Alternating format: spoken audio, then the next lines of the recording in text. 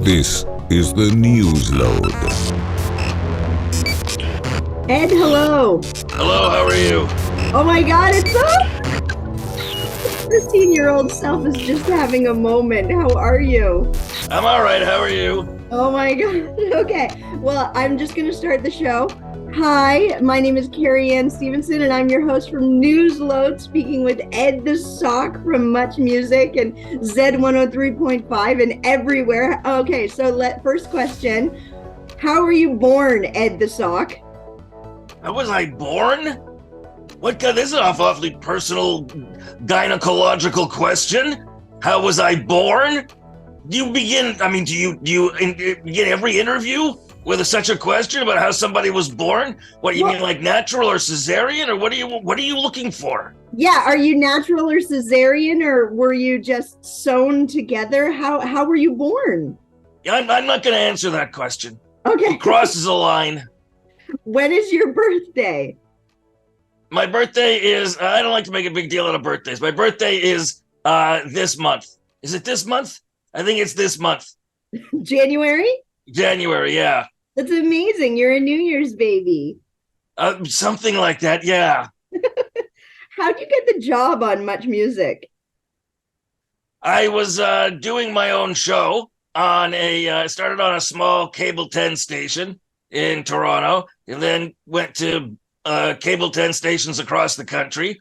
And then City TV came to me and wanted me to do a show, take my show and do it there.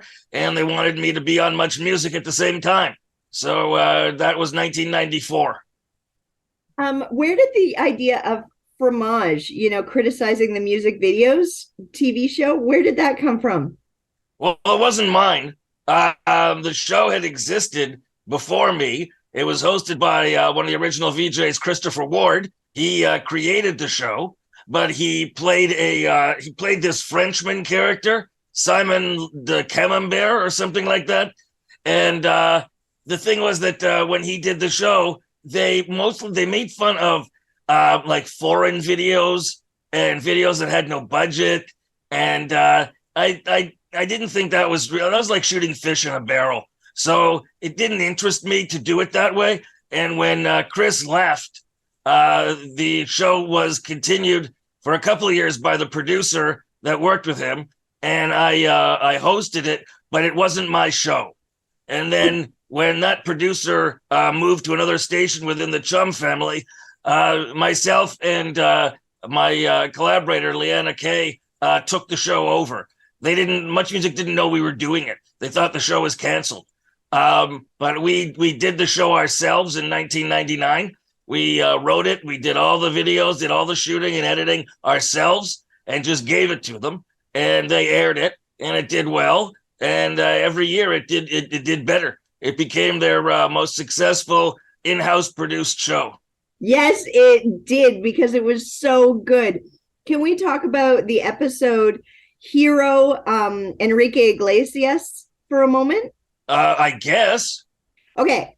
It's my favorite Fromage episode ever. You are so brilliantly criticizing everything about it. And I think my favorite moment is when Jennifer Love Hewitt, I think her name is, she's standing in the rain, all wet, but the police cars behind it are empty and the lights are going. And I think one of my favorite responses is like, someone just got shot. Where did the cops go? I don't. All right. I honestly, you have to remember, there were I don't know, 20, 30, 40 videos per hour. And that's a lot. And did it from 1999 through to, I think, 2006.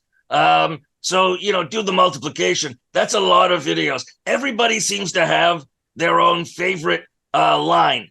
But the truth is, I rarely remember them because there were so many lines. And they were so good. There were so many good lines. Well, thank you. But I did them, and the show was done, and I moved on to something else. So I don't remember everything that was said in those segments.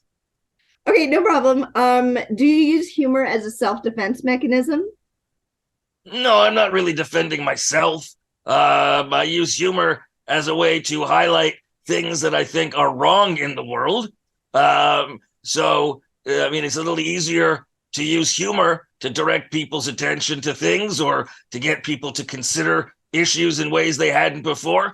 It's better to use humor than just yelling at people. And I mean, just look at the internet, look at social media. You'll see people yell at each other, but I don't think anybody changes their opinion based on being yelled at. Sometimes I disagree. Like when my mother would yell at me, I would stop what I was doing and have to analyze what I was doing that was wrong and try and improve it. Well, in real life, yes, but not on social media. No. Doesn't work that way on social media. The more someone yells at you, the more you think you must be right. It's not the real world out there, but social media has a direct impact on a lot of things in the real world. True. And what do you feel about Canadian politics right now? Is it funny? You know, politics nowhere is funny at this point in time. It's reached a point where it's so where, first of all, there's a lot of serious issues. A lot of stuff has come home to roost. A lot of stuff that, you know, we'd like to laugh about, but isn't funny anymore because it's just gone on so long. And people are just so angry. It's like it used to be, if it didn't matter what political party you supported, or if you didn't support any political party, you could still find the humor in a joke about a particular politician, as long as it wasn't terribly mean and cruel and stuff like that. But you could find, you know, humor. People could laugh at it. Now, nobody is allowed. If you belong to a certain party, you will never laugh at a joke that is funny about the leader of your party, because then people will see you as a traitor and out you go. And so now nobody makes jokes. And there's never been a time more when we needed humor. Humor has always made changes in society easier to accept. You know, we had guys like George Carlin and Richard Pryor and Lenny Bruce, people like that who managed to look at the issues we were facing and make us face them with humor. We were able to deal with societal changes using humor. Absolutely. Even the Jay Leno show and the David Letterman shows that I was growing up with, they would make fun of our politicians and we would laugh at it. Yeah, well, yeah, they made fun of all politicians. And the thing is that in those days, all politicians pretty much deserved it. Now, they're just some that deserve it way more than others. Like some of them, they write their own jokes. And the things they say are so absurd that it's hard to make jokes about them because they themselves, inherently in itself, they're just too funny for you to try to find extra humor in. It's just absurd. I know. Rick the Temp, you work with him a lot? Well, we've been friends forever. But I worked with him a little bit on the radio in the past year. The last 3 weeks of 2022, I co-hosted with him on Z1035's morning show, which he had been the co-host of for over a year. And who knows what the future holds. Amazing. Well, I remember, I believe it was 1999. He was in the Much Music building, you know, the glass aquarium area where you guys usually hung out. And I remember standing outside the window and banging on the window loud and trying to get his attention. He would wave and then he ran away. He ran away? Yeah. That's so unlike him. I think us fans in the 90s were a little bit more rude and intrusive than we're allowed to be nowadays. I don't know, because I never found the people at the window rude or intrusive. They were part of the show. I mean, they were part of the entire experience. Without the people outside on the street, on the window, reflecting the people who were watching around the country, we wouldn't have been the Much Music we remember. And Rick, surprised he probably had to go to the bathroom, because otherwise, the problem with Rick was he'd always go outside and start hugging people. He would hug people and we're like, Rick, we have to go on the air in 15 seconds. And he'd still be outside. He'll just let me hug a couple more people. So it's rare that Rick would run away unless there was some reason, because Rick always waded right into the crowd and hugged people all the time, hugging people. Couldn't do that now because people would make up stories. But in those days, it was a much more innocent time. You could hug people without people thinking there was anything wrong with it. Amazing. Just a few more questions before I let you go. I know you're very busy. You have a morning show, everything. No, I don't have a morning show. I was just guest hosting. Oh, okay. Are you single right I don't go into stories about my personal life. now? For science, because men's health is important, may I ask what kind of underwear you wear?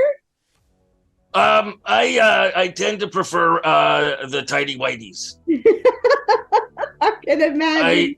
Because the thing with men is, the older you get, your testicles, gravity starts to win, and if you're wearing boxers, they can just fall out the front of your boxers. There's no support for your boys, so that's the answer to that. I don't know if that's a health issue. I think not wearing underwear is a health issue, but I don't know if there's a particular kind of underwear that is proven to be more healthful than any other. Well, I know that I can die happy now because I just heard Ed the Sock say testicles and boys. So there you go. I think you're amazing. I love everything about you, Ed the Sock, and I wish you a beautiful 2023. You too, Carrie, and it's been fun talking to you. Thank you, Ed. Okay, and I enjoy your the background there. Obviously, you're in some sun-drenched beach. I wish. I'm in London, Ontario, Canada, but I wish I was in a sun-drenched beach right now. Well, it's close. All right. I love you, Ed. Thank you, Carrie. Bye-bye. Bye.